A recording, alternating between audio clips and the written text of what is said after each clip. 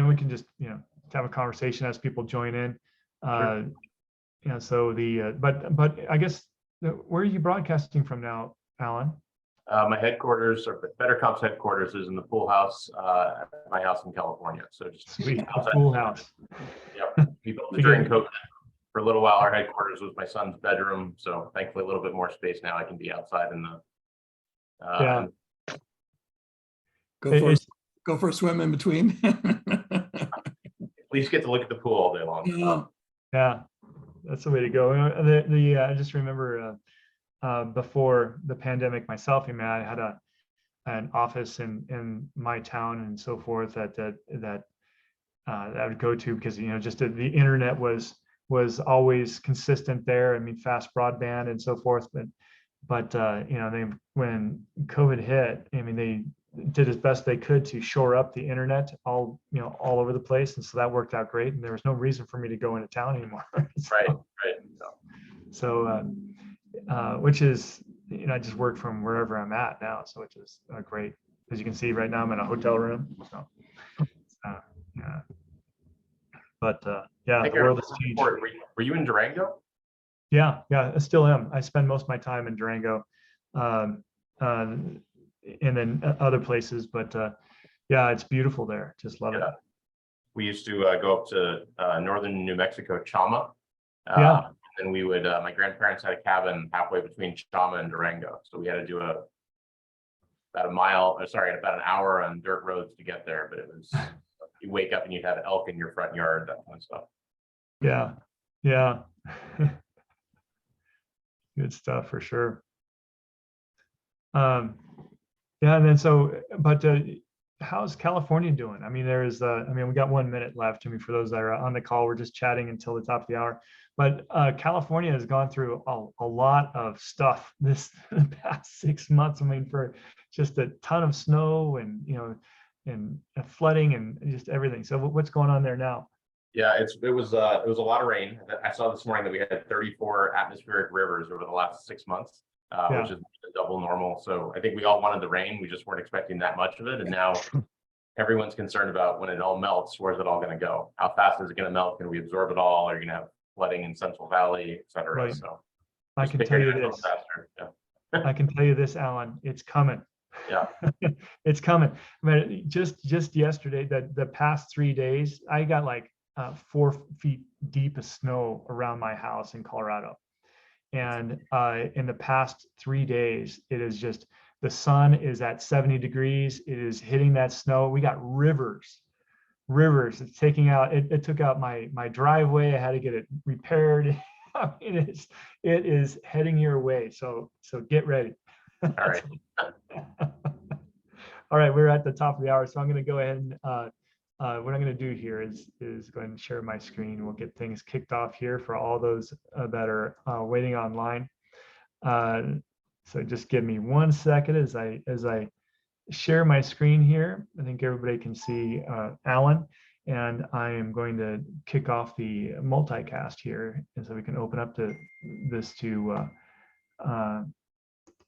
the world. Okay. All right. Perfect. Great. Well, welcome, Alan. So we're welcoming everyone to the Rewards Mastermind. And today we have a special guest, Alan Miegel, who I've known for most of my career, and so pleased to have him on the show here. But we're going to talk about the why and the how of market pricing at scale. Specifically, how do we take market pricing to the next level? But first, before we jump there, I'm going to tell you a little bit about the Rewards Mastermind. The whole intent of why we have this podcast, and we broadcast all over the internet, is to ensure that we're elevating the practice, and we're making sure all the rewards practitioners out there know what the new tools are in the marketplace, what the new trends that are going on, and so forth. And so we're bringing things up in an easy to digest way. And of course, our guest today is Alan Miegel, and I'm going to get into his introduction in just a minute. I'm going to be talking a little bit more about just some of the things we need to be concerned about as far as preparing our if you're on the platform, really quick, if you're on the platform, we have we can take questions through the chat functionality. And I just remembered as I'm stumbling here, I didn't open up the chat, which I have to do on Zoom. So now it's open to everyone to be able to interact with.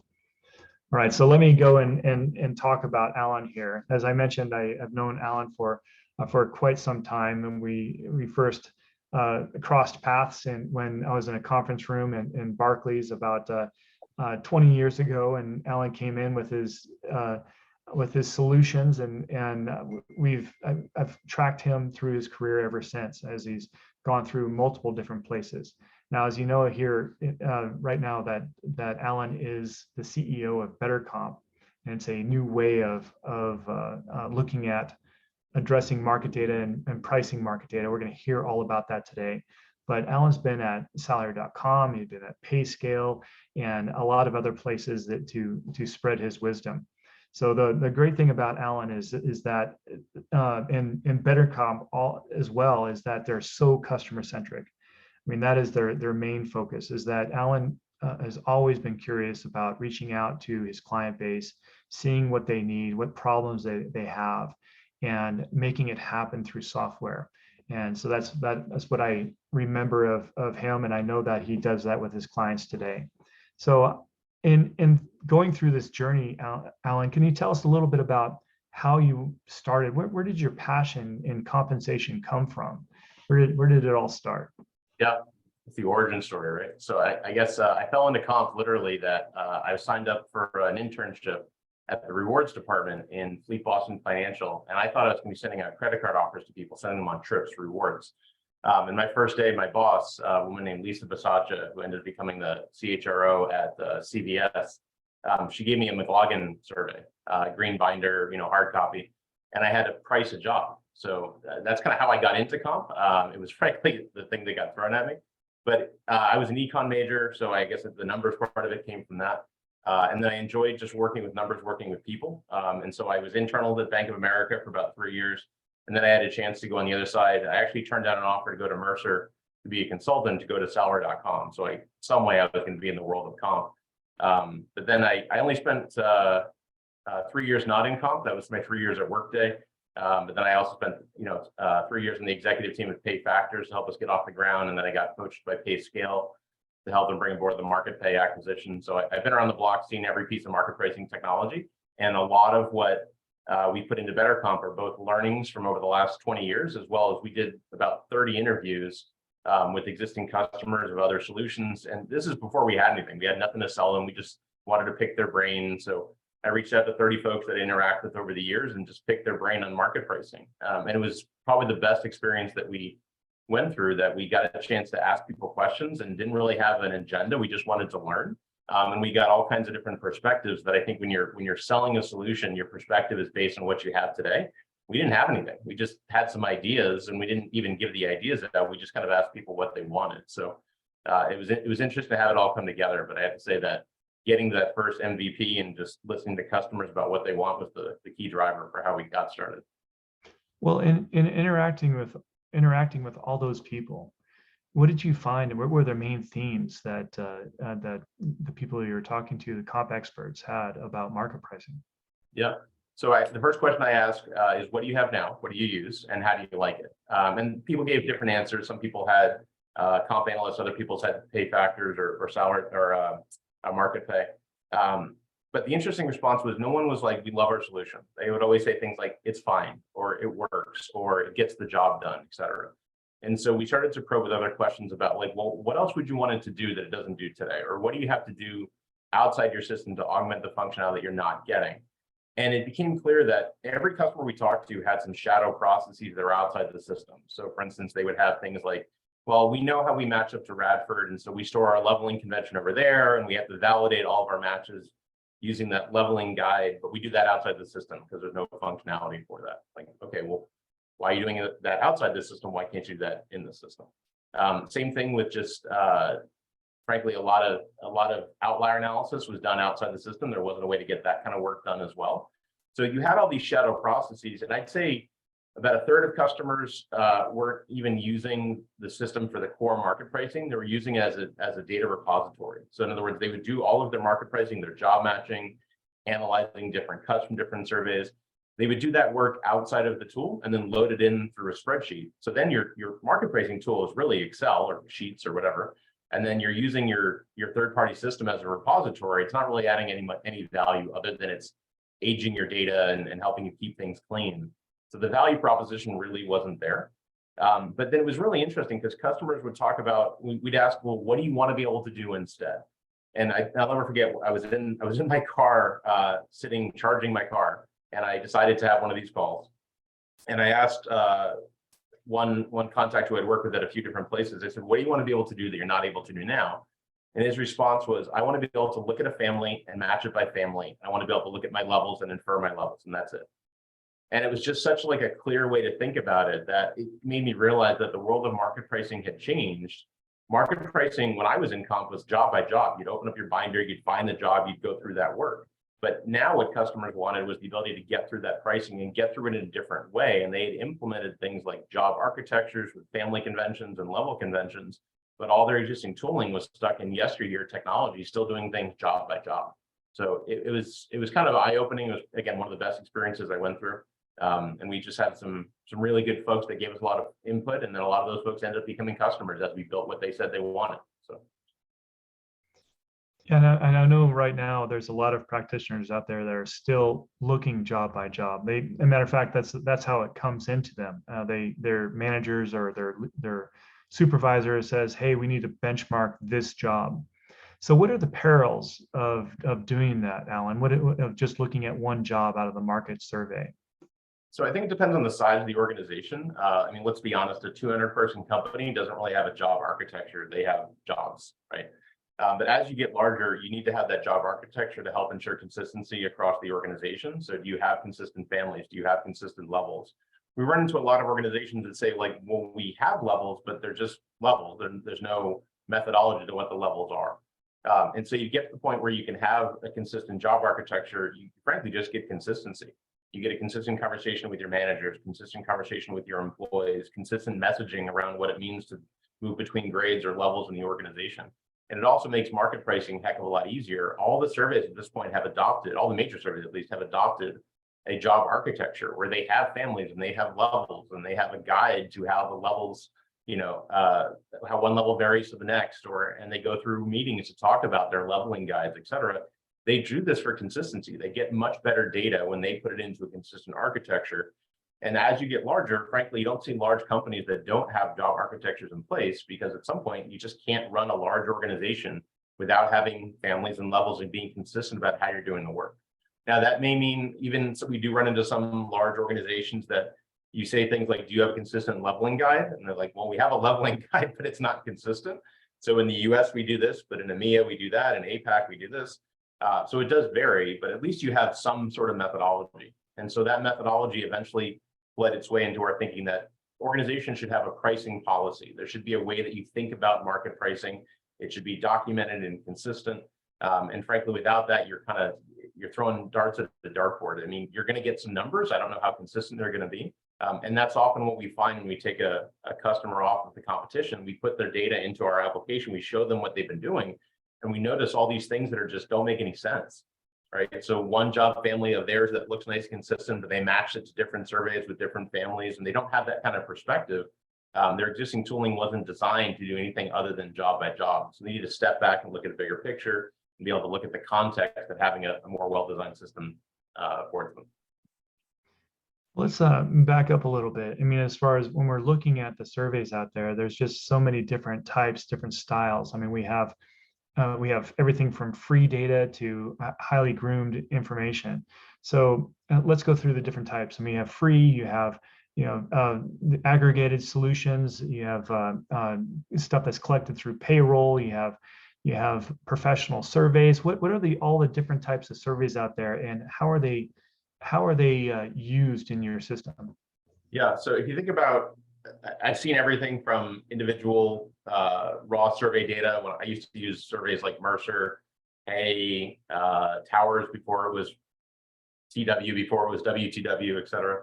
And there's a class of survey data that is called good, clean data. It's very reliable, and that's all the major vendors. So that's the Aons and Mercers and WTWs of the world, and they provide great data. They also provide trust in the data, and that they do a fair amount of auditing on the data. You're going to get good, solid data from somebody like that. I also worked at PayScale. I've worked at Sour.com. I've seen things like aggregated data sources where they take surveys without really telling you where they come from and they put them together. And then another variation would be crowdsourced data where they're collecting data from individuals and pooling that data.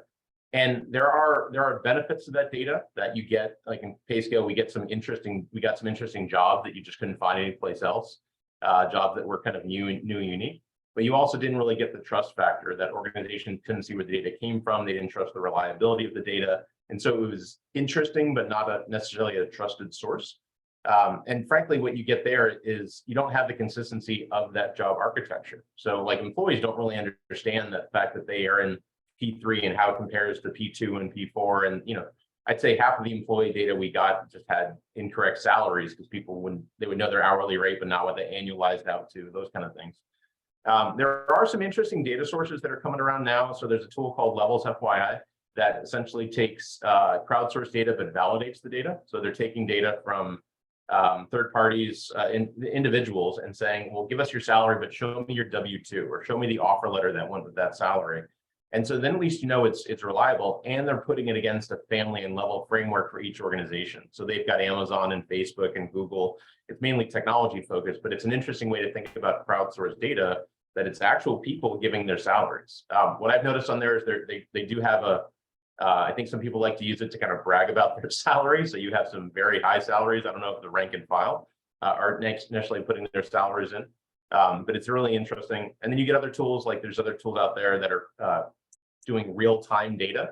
I think that's going to put customers that adopt that in a world of hurt, that they're not working within the legal framework of what we know and love about surveys, is that you have to have the data be 90 days old. It's got to have a certain number of participants. I mean, you're putting yourself at huge risk to adopt a data source that hasn't gone through that validation to be within the guidelines that are just, frankly, the legal framework for absorbing market data.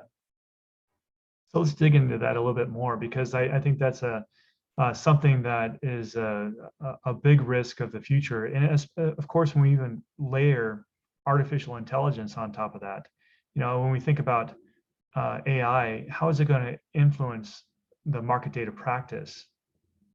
Yeah. So I think some organizations, some of the survey vendors have been using AI for things like job matching or field validation, right? Just small things to start with, like does the salary field have a salary in it, or does it have like a FLSA designation? So I think that it'll help on the data intake. I think it will also help on the data output. So looking for pockets of anomalies in data. So obviously you get a survey back. Everyone expects market data to go up, level by level. But what often happens when you get surveys back is you get normal variation in the data. AI is great at finding anomalies in data, finding outliers, right? Finding things that don't quite line up. So I think in terms of kind of cleanliness of data, we're hoping it increases the velocity of data in the industry, that if you take out some of the noise, you make it easier for companies to get data in and get data out, you can produce better data sets. Now, I do think the future is not there are some providers out there that are trying to disrupt the entire industry and come at it with, we are going to be the sole provider that wins in the end game. I think that there's such network effects that exist with Radford and Mercer and WTW that their customers are not going anywhere anytime soon. And so a lot of those firms are just continue to exist, and they need to augment what they have and offer more, but no one's going to replace a Radford in the world of technology. No one's going to replace a McLaughlin in the world of financial services. And so I think to try that and to try to be the single provider is kind of they're going in the wrong direction. We think that the future is more of a multi-source future. And so BetterComp is a solution that helps customers manage data from multiple sources and just get through that process of using that data, but doing that process at scale. So again, if you assume that the world is going to consolidate around, there's going to be a single data source that everyone's going to use, that obviously would not be good news for BetterComp, since we're designed around working with multiple sources. But there are different types of data coming in now, whether you talk about crowdsource, we talked about real-time data. We're also seeing some interesting data around companies taking the data on their offers. So the offers they're making to their employees and using that as a data source. So there's an interesting company called Compa. I think the website's called Try Compa, but they are collecting a real-time stream from their customers of the offers that they make and who accepts and who declines. And then some of our customers are using that as an input to how they do market pricing. So when they want more recent data, rather than going to a crowdsourced solution or trusting something else, they're just going based on what their recruiters are seeing, and they're indexed by family and level. So they can use that alongside a Radford and say, well, Radford says this and Mercer says this, and then our offer data says this, and just draw conclusions from that. Yeah, that's really interesting that they have these different solutions out. What do you think, Jackson? Yeah, and I think that there's a lot of organizations that are just pricing job by job and don't really see the value or understand how they could really drive more value by linking it together into a job architecture. So, Alan, for those organizations, what does it look like to move from a job by job pricing into a job architecture pricing model? There is a great blog post that my co-founder put together on this. It's how literally, I think that's the exact title of it, how to transition from one to the next. So obviously you have to get organizational alignment on this, that it's a good idea to do. When I was at Fleet Boston Financial, a woman named Nora Costa took us through consolidating our job codes from 4,000 to 300. And it was literally called Nora's job code project. It was not all that complicated at the time, but it was a lot of work to herd the cats to get that kind of buy-in across the organization. And of course, you then proliferate out and you go from 300 to 400 to 500 jobs over time. It happens, but I do think you have to get that organizational buy-in that it's the right thing to do. And part of this can be, well, where are you trying to get to in the future? You want to have consistency, you want to have scalability, you want to have those kind of benefits in the future. At some point, you're kind of shoehorning things together. And unless you have a job architecture that's a consistent framework to evaluate things like pay equity against in the future, you're just not going to be able to get there. So, a CFO will not generally look at it like show up to an organization and say the first thing we need to do is a job architecture project. But the CFO will love what a job architecture program gets them in the end. And without that in place, you just can't get there. There's no way to do it. So there are organizations out there that have gotten pretty big and don't have consistent job architectures. And I've seen some pretty painful conversations where, if I ran into a 40,000 person company last year and they market price every person individually. And they said, can your system handle it? I'm like, yep, we could, but I don't think we want you as a customer. It's going to be kind of a mess. So I think without that process in place, you're going to have a world of hurt as you get bigger as an organization. Yeah, that is so funny. That's a great story because that understanding the value of the job architecture is a tough thing to sell to the executive teams. They're like, what, you want to review and update our job descriptions? You want to go through all our jobs and what is this going to bring us? It's like they don't understand the huge impact that just the job evaluation process brings to pay fairness, structuring careers, better reporting, and so forth. I mean, just the amount of it's the basic level of infrastructure that drives a significant amount of output and productivity. So I'm glad that you're on the forefront of this, Alan, sorting this all out for companies. Yeah, hey, Alan, did your system try and equate the definitions of positions between different survey providers, because they're not all quite the same, and some may have additional levels, some may have different nomenclature. How do you approach that? So if you think about part of what we have is our target market are large global organizations, people that have dozens of surveys. We have customers with up to 200, 300 different data sets that they get every year. So part of what we get is really access to a lot of customers doing a lot of market pricing, right? So part of what we're able to do is draw conclusions across that, help them look at things like their leveling conventions and how those compare to surveys. All the surveys are a little bit different in how they capture that data, even when they have somewhat consistent leveling conventions. Things like the family conventions are completely different, right? So at one point, I think it was Radford had 14 larger families with specializations within that, and Willis Towers Watson had like 256. So it's like, how do you match those things up?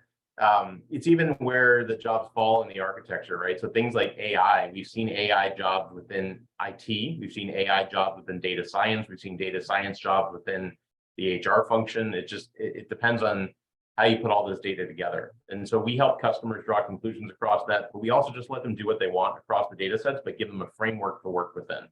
So in other words, if we got together and said, here is how Radford compares to Mercer, compares to WTW, compares to 6 other different data sets, If I got 20 people in a room, I'd probably have 5 people that agree with me, 10 people that thought I was completely wrong, and 5 people that would think I'm wrong in the other direction somehow. And so it just ends up being a lot of comp, I think, is being consistent in the way you're applying your methodology, but having a methodology, but there is not a one consistent methodology that works across everyone. There's dynamics that are different across organizations. There's ways that people want to consume survey data differently.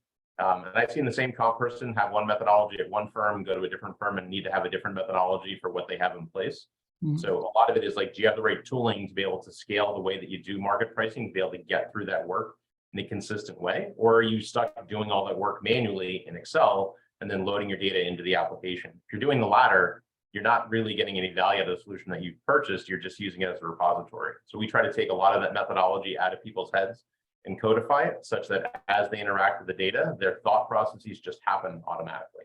And obviously that's part of our tagline, is how do we help you consume surveys? If you have to go consume data using spreadsheets, you're not really consuming it. But if you're able to ingest your data, work with it in a consistent way, and take those methodologies out of your head and apply them, now you're going to have your system dancing for you. That's really what we try to strive.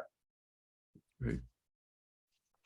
So as you've been working with data over the years, Alan, I mean, we know that the United States is probably has some of the most robust data in the world, some of the most granular data by jobs and so forth. And then what have you learned as you've spread out across the globe as far as data and how it's used on a global basis? So there are a number of US-based organizations that do global market pricing, and they are looking for as granular as a data source they can get in different countries. But let's be honest, if you're trying to market price in like Lithuania, not a lot of market data. So what are you going to do? A lot of organizations have moved to using things like Mercer's career levels or the Willis Towers Watson job architecture around global grades, et cetera. And they're looking for data where it exists, but they're also having methodology. If that data doesn't exist, let's go use the global grade, for instance. And they want to be consistent. They also want to marry the idea of using global grades in certain countries with the idea that in other countries, I do have pretty good data. Maybe in the UK, China, India, I probably have pretty good data. Again, Lithuania, Latvia, other countries that don't start with L, probably okay data too. In the US, we're kind of blessed with, we have just robust data. I mean, we can scope data down in the Bay Area to, do you want hardware or software, and what revenue size do you want? Even, down between 100 and 500 employees are different revenue in different employee cuts. You don't have that in different countries. So you have to roll data up, and you're no longer seeing data for a specialized role like a comp practitioner in Germany. Maybe you're seeing, a P3 for the HR function as a whole. And that's the most granular data you can get. So I think surveys are getting, they've realized that they need to get the data volumes. They realized this years ago, but they're getting data volumes in a way that make at least you get some data in different places. And there's just some places that you don't need a ton of data in places like Latvia. Like I ran into a customer, they're like, we have 7 people in Latvia. We kind of wing it. Doesn't have to be an exact science. But if you have a country with 1,000 people, you need to have at least a consistent methodology about that data. And need to benchmark it using at least one data source, maybe multiple sources. You may only get data at the global grade level, but it's at least better than having nothing at all. So it does vary though. You do get some organizations who try to get as specific as they can down to the specialization of the role in every country. And they do that knowing they're not going to get data, but they want to get as specific as they can whenever they can, and then only roll up to the roll up when there's not a lot of data available. So again, depends on your methodology. I wouldn't say one is right or wrong. You can get really granular and get down to the specialization where you have it, and then roll up to the roll up for other jobs. It just means then when you look at a family, maybe your P3 and P4, the high incumbent roles, have really granular data at the specialization level, but then maybe your P5 and P6 only have data at the roll up level. That's an intricacy in the data that you have to be able to accommodate for, but it doesn't mean that one approach is right or wrong. It depends on what you're trying to get to in the end. Are you trying to get to really specific market data where you can, or is it okay to kind of step back and have a more general view of the data itself? As comp practitioners, we see a lot of organizations that say the US has such robust data. Why don't we just take that US data and just apply that currency conversion rate and then use that for the UK or use that for Germany? Can you talk a little bit about why there's so many, issues with doing that? Yeah, I mean, I wouldn't even suggest that someone take US data nationally and just apply a zip code differential to it. You're going to get pockets of local data. I'll give an example. So when I was in comp, we had part of the jobs that I was responsible for pricing were call center jobs. And we had a call center, I think it was in Utica, New York, and one in Colorado Springs. And we had some like Pawtucket, Rhode Island or something like that. We had a few call centers all over the place.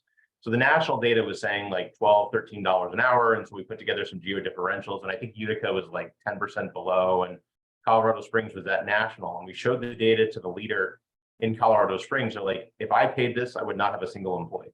So in Colorado Springs, what happened is that you had a collection of call centers that all went into Colorado Springs.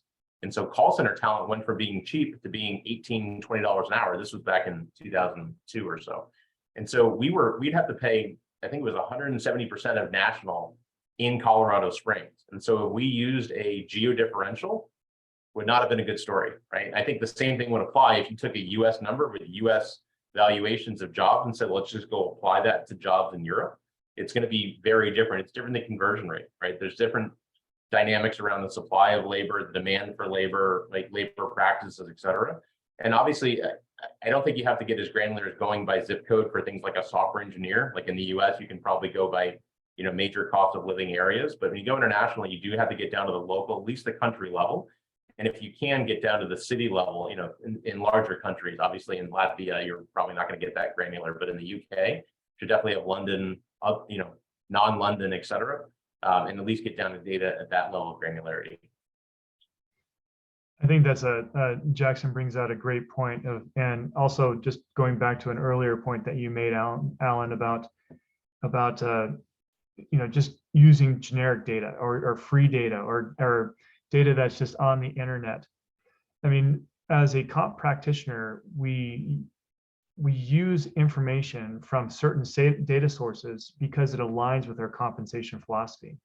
So like what Jackson just mentioned, I mean, you might have global nomads that are traveling throughout the world and have that great flexibility, or you might be a multinational company that is headquartered perhaps in the United States that have various sources across the globe, or perhaps you're localizing in a particular area. You have manufacturing, a large group of manufacturing that's going on in Vietnam or China or so forth.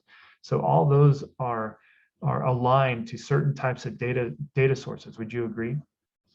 Oh, yeah, totally. I mean, you pick on Vietnam as an example. I went to Vietnam a couple of years ago, and you think about a software engineer in the US, you can find a good software engineer in the Bay Area at 130, 150K, other parts of the country, 110K. In Vietnam, I was asking the going rate for software engineers. It was $10 to $15 an hour. And so the conversion rate would not have gotten anywhere close to that, just the normal variation. But you ask about different data sources for different purposes.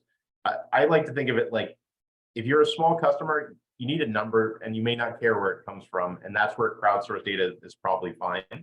As you want more specificity, as people ask, like, where did the data come from and how does this compare? You have to get better and better data. And eventually something like that's either free on the internet or that you don't know where the data sources are. You need to be able to say to a CFO that came from a company that had Radford, yes, we use Radford here, right?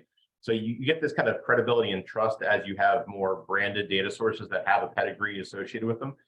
Again, there are small companies that you just need a number. You may not care where it comes from.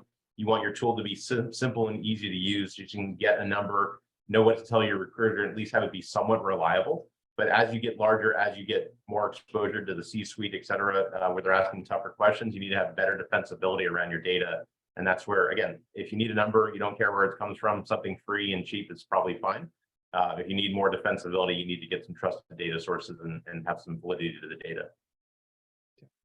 We've talked a lot about data cuts and specifically, how granular they can get. And, earlier you were talking about how BetterComp's meant to bring, 10, 12, 15 different data cuts into one job pricing. So how do you handle situations where one survey, say Radford, can get much more specific in their cut than Mercer? Would you still use those other data cuts, or would you focus just on Radford when you're pricing a job? I wouldn't say that for one job pricing, we would help a customer take 10 or 12 different data cuts. And we do have a couple of customers that do that. customers that take like 3 years of Radford and trend that to one number, and then also combine that with Mercer and W2W. Generally, customers are using 1 or 2 data sources. When they get international in the US, they're maybe using 2 or 3. And they may, I would think of it like they may have access to multiple data sources that they probably only use one of them. So as an example, customers that have national pricings where they're doing a national pricing then adjusting by a geo differential, they sometimes like to use BetterComp to ballpark how does it look if I use a geo adjusted number versus how does it look if I use a local cut of data, and just be able to maneuver between those 2 different views. So if you think about the world of market data, at the end of it, you probably will end up doing a pretty simple methodology, but the machinations that you go through to get to there, it's important that you've got the right tooling to support that.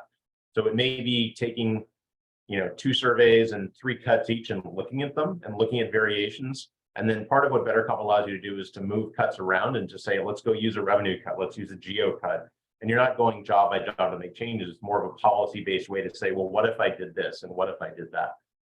And so part of this is, I think, a lot of the tooling that's out there customers lack context for the decisions that they make. So they're stuck looking at a job. And then when they go to the next job in the hierarchy, they can't see the job they just priced, right? And then they go to the next job after that, and they've got now 2 jobs they priced, but they're not looking at any of that when they're pricing the 3rd job. We try to step back and help give customers a bigger picture to how pricing is occurring, looking at entire families at once, looking at multiple cuts of data for a particular family, comparing their matches across different surveys. So we are complete overkill for a customer that has 1 survey and uses 1 cut, because you can use a tool called Excel for that. But if you have multiple sources and you want to be able to compare and contrast, a lot of the inconsistency that we find in customer data when we import it into BetterComp, we ask them, how did you get here?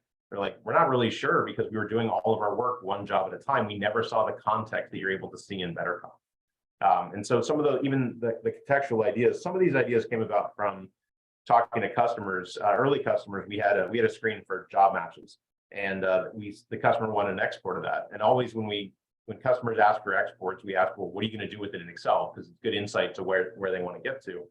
And the customer said, I want to take my data and compare and contrast it. And so we delved into how they want to do that. We produced a series of screens in BetterComp that frankly are the most popular screens we have now, because it gives customers more views of how they can compare and contrast the data across families or across levels or across different cuts of data. You just have a lot more context than you can have in any one particular job screen. Yeah, seems like it makes it much more digestible. Exactly. Yeah, looking at the data itself.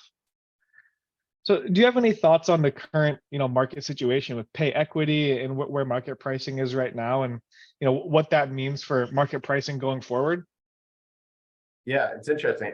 There are some firms that try to tie the 2 together, straight market pricing and pay equity. I'd argue that one doesn't really have anything to do with the other. You can have 2 completely different systems. Your market pricing system, aside from having your employees and jobs, really has very little to do with how you get to pay equity. Pay equity doesn't care where the market is. It cares that you pay equitably. You can pay 30% behind market, and you can pay completely equitably, but you're just behind market. So they're not necessarily related. I think some vendors have tried to tie those 2 concepts together, but they are different concepts meant with different purposes. And again, you could do no market pricing and have perfect pay equity. Right? You could have great market pricing and horrible pay equity. They're different systems. So there are tools like Syndio that are really well designed for pay equity. That's all they do is pay equity. There's tools like BetterComp that are specifically designed for market pricing. We don't pretend to do a whole lot of pay equity. We'll give customers EOC dashboards and reporting, and sure, we can pull reports together for customers, but we don't market ourselves as a pay equity tool. We are a market pricing tool designed for customers that want to market price at scale. So let's dig into that a little bit more. So so who is the ideal customer for BetterComp? Yep. Anyone that has a lot of large global data sets around the globe. So our sweet spots tends to kick in when customers have at least a second data source. They've got a Mercer and a Radford. If they're in multiple countries, the more complex they are, the better. So we have customers that have upwards of 600,000 employees and 300 different surveys that they're using. It's a huge amount of data. And so when you think about that kind of complexity, we are designed for pricing at scale. That is scale. That is a lot of data in a lot of places. We do have a number of customers that want that better ease of use that comes with, say, 5 or 10 different surveys. Below, say, 3 or 4, we are probably not the right solution today, because a lot of those customers, they want a single throat to choke. They want one vendor that does market pricing and pay equity and job description management, and they provide them with some additional data, right? We have partners that do those things, but that would be, it'd be like 4 partners for one solution. So I'd say if you want all those things and you have to have them from one vendor because your CFO gave you one budget and one project manager, then, you know, go buy somebody else. But if you have a lot of surveys and you want a way to manage them and get through that work efficiently, that's how we're set up. It's for that large, preferably global customer that has a lot of data. So like our average customer today is 35,000 employees. That's a pretty large customer. We do have customers as small as a couple hundred employees, customers again of 600,000 employees. We are talking to folks that are over 1 million employees. So there are folks like that out there. We do have some designs to go down market more and work with that more. Think of it like a simpler approach to market pricing if you have just 1 or 2 surveys and you want to get through some of the benefits. But part of that is, how do you take the tooling that we built for enterprise, global enterprise customers, and use pieces of it, not all of it, pieces of it, to make market pricing simple and straightforward to that customer buying surveys for the first time? How do you help them find the right data sources and work with them? But how do you help that do that at a small scale, not 600,000 employees in 30 countries? And who is the end user of your software? Is it a compensation practitioner? Is it general HR staff? Is it managers? So it's generally the comp practitioner, the folks that are in charge of market pricing. So music to our ears is when we run into a team of folks, they say, here's our market pricing team. Like there's a team of people that just does market pricing. And so that's the core user, the decision maker who buys our solution. There are influencers. Usually you have things like comp business partners at larger organizations where they're not responsible for market pricing, but they maybe perform the act for their population, or they're responsible for communicating the data to their leaders in that organization. So they're users of BetterComp as well. We're extending some functionality to allow folks like HR business partners and talent acquisition come into BetterComp as well, and have access to things like, maybe just the market data, not changing it, just viewing it, or access to the job architecture or the ranges themselves, communicating that pay. I don't think we have many managers logging in today, except for a couple dashboards that we built for pay equity, where we use Tableau to build some pay equity dashboards for folks. And those would have access to managers logging in and seeing data and seeing just their population, et cetera. But usually it's always the core comp team, and then it depends on how far they want to extend BetterComp into the organization. But as we have more tooling and more functionality, we'll have more and more use cases for folks outside of core comp as well. Are there different modules in BetterComp, or when you purchase it, you get the full functionality of the system? Today, we're a single, what you call a SKU. So you buy BetterComp, either you buy it or you don't, hopefully you buy it. And then we will have different modules in the future as we start to have more functionality and segment things out, especially for smaller customers that don't need things like more advanced visualizations. They need more kind of prepackaged reports, et cetera. So if you think about a 200-person customer, again, they don't need a Tableau license. They're not, for them to consume data, they need some data, they need it prepackaged. They don't need the ability to customize a huge amount of work. And then as we have more functionality, we will have different value propositions for different size organizations. But today, BetterComp is a single SKU. All of our customers get all the functionality we deliver. Any enhancements go to all customers. So we don't have like multiple platforms that we're maintaining, or putting one enhancement over here, but that enhancement doesn't go to the other platform. Every BetterComp customer gets every enhancement that we do. It's very similar to the Workday model, where everyone gets everything. It's within the SKUs that you have. You don't have to worry about what you bought, et cetera. You just get access to everything. And typically, how long does it take for a company to get up and running? So our record is 9 days for a global organization. So we had a technology company go live in 9 days. Wow. I'd say the average customer that is big and global would be about 4 to 6 weeks. Okay. If you're mega, like you have 500 surveys, it's going to be longer than that. You might be like 10 or 12 weeks, but I think our average right now is about 3 or 4 weeks. And then we build in a little bit of padding for that for things like, PTO and other projects going on, et cetera. But we do the heavy lifting.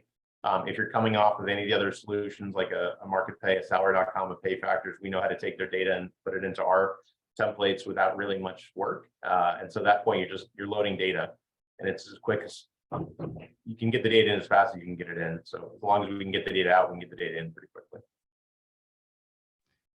What are the general features that BetterComp offers? I mean, such as not just housing that your survey data, doing analytics and so forth, but can you build composites? Can you create salary structures? Can you do survey participation? Yep. Yeah. So it's everything around a full market pricing suite. So we take all the surveys, we load them. We have data loading agreements with all the major providers. Our average data loading time is under 2 days. For most customers, it's under a day. They get their surveys loaded because we have some pipelines of data that we've built in. And then we also have kind of core market pricing, build composites, slot jobs, do any kind of draft jobs. If you're creating another job family, you want to be able to create a series of draft jobs, you can do that as well. And then we also help with things like everyone's favorite process is survey participation. Everyone loves that. So we pre-build all your templates for you. Those come pre-built by our customer success team. They're delivered in the application. And then we have the full modeling tools as well. So grade-based ranges, job family-based ranges, individual job-based pricing we accommodate as well. Merit modeling for customers that want to model out different merit scenarios. And then from there, we also help with the whole reporting aspect of it too. So whether it's visualizations, tabular reports, and so you get the BetterComp solution itself, but you also get access to our comp team. And so our team, our folks on that side all came from customers or providers like MarketPay or PayFactors, et cetera. So they've been around the block, they know how to service customers, but they're doing it here with really great technology to help enable customers to go faster and consume more data. But again, you get access to everything. It's a full market pricing suite. There's no holes in it at this point. And again, it's been adopted by some pretty large organizations around the globe. I don't want to get into too much around it, but we work with some pretty big customers. I know I'd personally be over the moon to hear just about the survey participation. I know that's a pain in a lot of people's side. You mentioned that there's new modules coming. So where is BetterComp going in the future? Yeah. So if you think about market pricing, a lot of it is, can you take what you're doing today and automate it, right? And so that was always the design behind other solutions. We take your market pricing process and we automate it. And if you actually interview the customers, it's not really automated. They just took the manual process and moved it from spreadsheet to the application, but it's still manual. So we're really moving down the path of automating the process. So how do we take your job matches? How do we take your preferences around the data cuts you want to use? And how do you press a button to get all your work done, right? So think of it like year to year, surveys change job codes, surveys change leveling conventions, job change, cuts of data change, either the name change or the actual cuts change. And a lot of market pricing year to year is how do you take what you did last year and update it for this year, right? We look at that like, why does it have to be an exercise that takes like 2 days offline work? Why can't you just press a button and move? I'm saying the button, like there will be one button for this, right? But you'll have the ability to move from last year's numbers to this year's numbers and see where the variances are and then be done with the process. So why does it have to take so long? Why is there so much manual work involved? The more we automate, we've gotten that process smaller than our competitors already. So our customers can go through an annual update in really just a few hours. And what that's allowed some of our customers to do, we have customers that went from doing a once a year manual process and it would take them 4 months. They implemented BetterComp, and now they can go so quickly that their CFO realized they could get down to quarterly market pricing. So they're using surveys like Radford and Culpeper that come out more frequently. Comptrix comes out every quarter. They're using surveys like that to be able to market price all of the jobs every single quarter, and it's less work than it was taking them to do a whole annual process. So we're helping customers go faster, consume more data, and we just want to continue to double down on that and just frankly make it more efficient for everyone to get better market data for all their jobs. As gig work and project work increases in organizations, there's been some talk that in the future jobs might fragment back into tasks and projects. Do you have clients that ask you for specific? Well, they only do this particular part of the job, or things like that. How would you respond to them? I think there's more to come on getting down to skills-based market pricing. So there's work being done at some of the data providers, Mercer, Aon, et cetera, WTW, around skills frameworks and how to apply that to the market pricing process. I think a lot of that work is still yet to be figured out, that there are specializations of jobs, but they're still like when you post a job, you don't post looking for certain skills, you post a job, right? People aren't used to that framework shift. I think it's a good shift that will help lead to better accuracy, because you're not in reality, yeah, you're hiring a person for a job, you're really hiring them for certain skills that they have. right? And they should be compensated based on the skills and the experience they have and what it combines together. Today, we package that as a job because it's a framework for understanding the skills that you need, but there are differences in different jobs depending on the skills that the person's bringing to the table. So we haven't really gotten into skills-based pricing today. We can do things like premiums and discounts for certain skills. I think there's more work to come, but I think a lot of folks, it's a cool idea, but not a lot of folks have really figured out how that should work in their systems just yet. During this uncertain time that's going on in the marketplace right now, what are most of your clients concerned about? I think a lot of it is, are they keeping track of the market the right way? Like, can they respond to changing asks from their leaders quickly and efficiently? And so, if you're waiting for your vendor to load surveys for you or update your analysis, if you're not able to consume surveys the way you want, you're frankly doing a lot of work in spreadsheets. And so our customers today are always asking, like, are there other data sources that we should use? What do you think about these, crowdsourced data? What do you think about these different data sets? But the most reliable sources that people use are still their surveys, right? And what they want from those surveys, though, is an easier way to work with them and an easier way to consume that data. I don't know the last time you guys had to do a survey participation file. Some of them have like 150 columns of data. It's a bear, right? And how do we help get rid of that pain to make it easy to get data to your providers and get data from your providers as well? So I'd say that there's not a silver bullet. There's not one data source you can buy that has everything in it. I don't think there will be. And so it's about how do you lower the friction in the industry to make it easier for data to be more robust, no matter where it's coming from. Right now, there's way too much friction. I mean, a survey participation file is an example of friction. You got 150 columns. Like, what happens if you ask that customer to send you data 12 times during the year for a monthly pulse survey? Like, there's no way they're going to send you that much data. So how do you make it easier for customers to get data to providers? How do you make it easy for providers to get data from their customers and just work with data? That I think the future of this is a frictionless world of market pricing, and we're just trying to help customers get closer to that today. Well, great. Well, thanks, Alan. I know that we've talked about a lot of important issues that are going on right now. But some of our listeners out there are wondering how they can get a hold of you for a demo or learn more information. So how do they go about doing this, Alan? Yep. So there's a demo request on bettercomp.com. Just go on there. I can say we've been inundated with inbound leads over the last couple of months. So our team has done a great job. We're about to redo our website, but just www.bettercomp.com. Reach out to me on LinkedIn. Love connecting, love networking. But yeah, be happy to take folks through BetterComp. Great. Well, it's always a pleasure speaking with you, Alan, and thank you so much for enlightening us with your system and telling us about the state of pay data on a global basis. So thank you for your time today. Yeah, Sam, good to talk with you again. Thanks very much. Yeah. All right. Thank you. Take care, everyone. Take care. Have a wonderful month. We'll see you next month on the Rewards Mastermind. Take care.